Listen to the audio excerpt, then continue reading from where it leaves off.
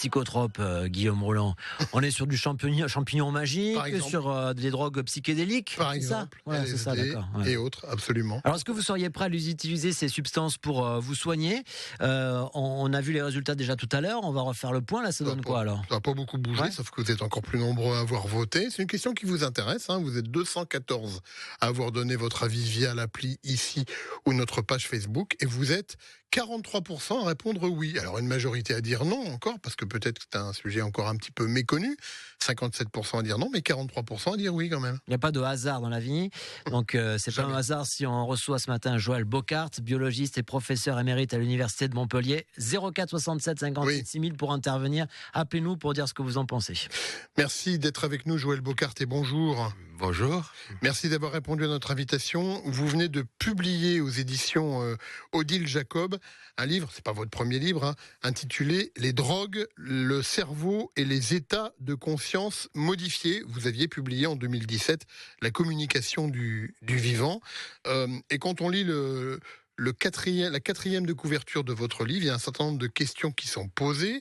Vous y apportez en partie des réponses, mais on voit des noms comme LSD, ecstasy, champignons magiques, rituels chamaniques. On se dit, oh là là, qu'est-ce que c'est que cette affaire-là?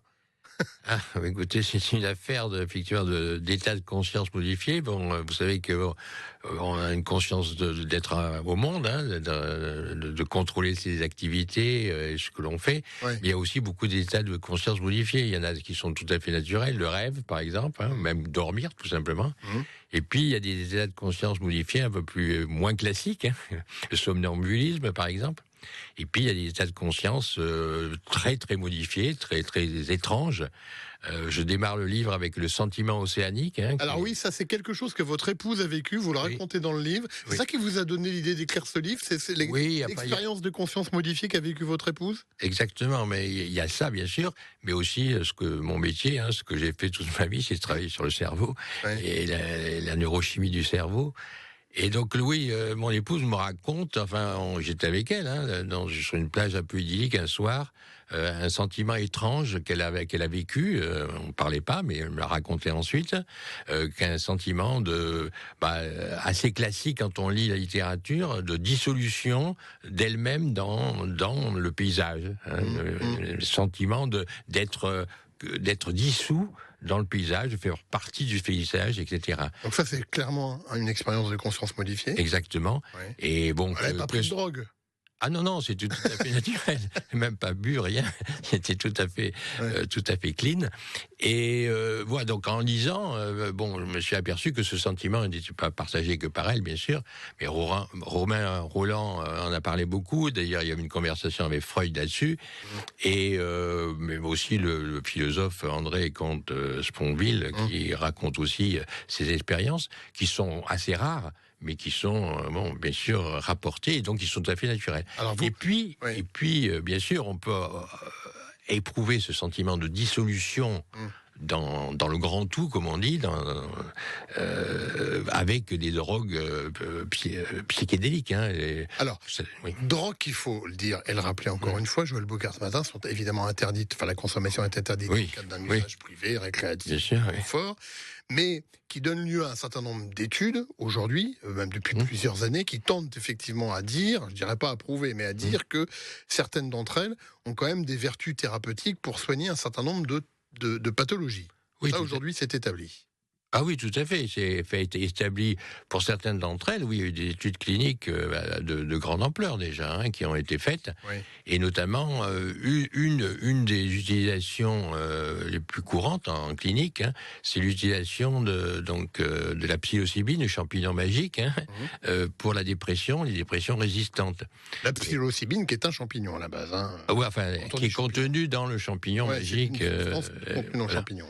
Et effectivement, c'est utilisé maintenant de plus en plus en clinique pour ces dépressions résistantes aux antidépresseurs classiques, et qui a une propriété tout à fait extraordinaire, c'est-à-dire que c'est un effet rapide. Vous savez que les antidépresseurs, il faut à peu près 3 semaines pour que ça commence à faire effet. Ouais. Quand ça fait effet, parce que des fois ça marche pas. Et alors que là, avec la psilocybine, c'est quasiment dans la journée, quoi. Alors il y a la psilocybine, vous parlez aussi de LSD, vous parlez aussi de kétamine, qui est considérée comme un psychotrope et même comme un produit hallucinatoire. En tout cas, pas la kétamine. La kétamine, c'est un produit dissociatif. Ouais.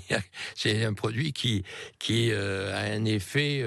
D'abord, la kétamine au départ, c'est un anesthésique. Ouais. Hein, et c'est toujours utilisé en anesthésique. Et qui a montré aussi un effet sur la dépression. Ah oui, et ça, c'est encore plus établi que la psilocybine. Donc c'est assez. Ça, je dis pas que c'est classique dans les CHU, mais parce que tous les CHU, enfin tous les endroits ne l'utilisent pas, mais c'est un produit, oui, qui est utilisé, oui, pour la dépression sévère et qui est extrêmement rapide. Les effets sont extrêmement rapides. Et c'est aussi utilisé pour les idées suicidaires. Et d'ailleurs, c'est à Nîmes qui ont fait un travail publié récemment sur les idées suicidaires, et après kétamine disparaissent totalement et très rapidement. Oui.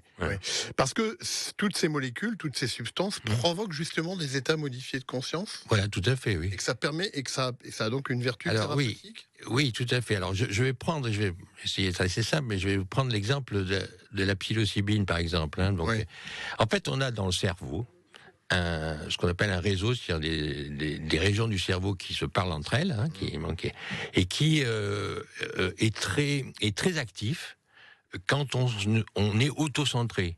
C'est-à-dire quand on pense à soi-même, quand on pense à son passé. C'est ce qu'on fait la majeure partie du temps, il faut bien le dire. Oui, très souvent. Et ça prend beaucoup d'énergie. Beaucoup plus d'énergie d'ailleurs que quand on fait quelque chose de très précis. Donc on a cette espèce de réseau qui en fait nous permet de nous reconstruire aussi, de savoir qui on est, etc., etc. Et ce réseau, il est hyper actif dans la dépression. Ça se comprend parce que dans la dépression et dans l'addiction aussi d'ailleurs, on est autocentré, on rumine. Hein, c'est la rumination, on pense qu'à soi, on voit pas le monde. D'accord. Et donc ces substances empêchent ce fonctionnement-là, en fait. Voilà. Et oui, on peut mesurer ça en EEG, on peut regarder ce réseau, et on voit ce réseau, qui est très actif dans la dépression, baisser d'activité en même temps que la personne s'ouvre au monde. Parce que c'est ça l'idée. C'est-à-dire que toutes ces molécules, éventuellement des thérapies, les chamans, je parle des chamans dans ce livre. Mais pardon, Joël Bocard, de vous interrompre, mais vous avez bien conscience que ce que vous dites là est un peu sulfureux, sans un petit peu la poudre quelque part. Dans le paradigme aujourd'hui très à la fois matérialiste et même chimique, Big Pharma, je veux dire, aujourd'hui on dit non, mais on a des médicaments pour ça, on n'a pas besoin de passer par ces substances-là. Qu'est-ce que vous répondez à ceux qui disent ça? Je réponds que la chimie, c'est essentiellement quand même le cerveau, c'est essentiellement de la chimie. Et donc ces substances, qu'est-ce qu'elles font? Parce qu'on sait très bien ce qu'elles font, ces substances. Elles vont activer un récepteur qui se trouve dans le cerveau, qui est un récepteur de la sérotonine. Vous connaissez la sérotonine, c'est le neurotransmetteur, on dit du bonheur, du plaisir, du bonheur rapidement. Et bien ces substances agissent sur ce récepteur. Donc on sait très bien, c'est pas magique dans le fond, c'est qu'elles prennent en main un certain nombre de réseaux dans le cerveau, et voilà. Et puisque ce réseau existe, puisqu'on peut éprouver, par exemple, dans le sentiment océanique, cette dissolution de soi dans le grand tout, sans produits chimiques. Donc c'est bien qu'il y a un réseau dans le cerveau qui permet ce sentiment. Est-ce que vous seriez prêt à utiliser des substances psychotropes pour vous soigner? Il y a Pierre qui est avec nous, Pierre de Montpellier. Bonjour Pierre. Bonjour. Qu'est-ce que vous en pensez? Moi, je me demande si ceux qui sont contre l'utilisation des psychotropes ne sont pas ceux qui sont en bonne santé. Parce que, effectivement, quand on a besoin de rien, on est contre ces psychotropes. Mais quand on est au fond du trou, quand on déprime, quand on souffre psychologiquement quelque part, eh bien, peut-être c'est nécessaire, et je vois pas pourquoi on leur interdirait. Au contraire, quand on a mal physiquement, on prend du paracétamol. Et on sait que le paracétamol, à forte dose, c'est mauvais pour le foie. Mais quand on a mal physiquement, on le fait. Mais quand on a mal psychiquement, eh bien, on prend un psychotrope. Merci Pierre, vous êtes d'accord avec ça, Joël Bocard? Oui, tout à fait. D'ailleurs, il y a quelque chose qu'il faut dire qui m'a toujours surpris.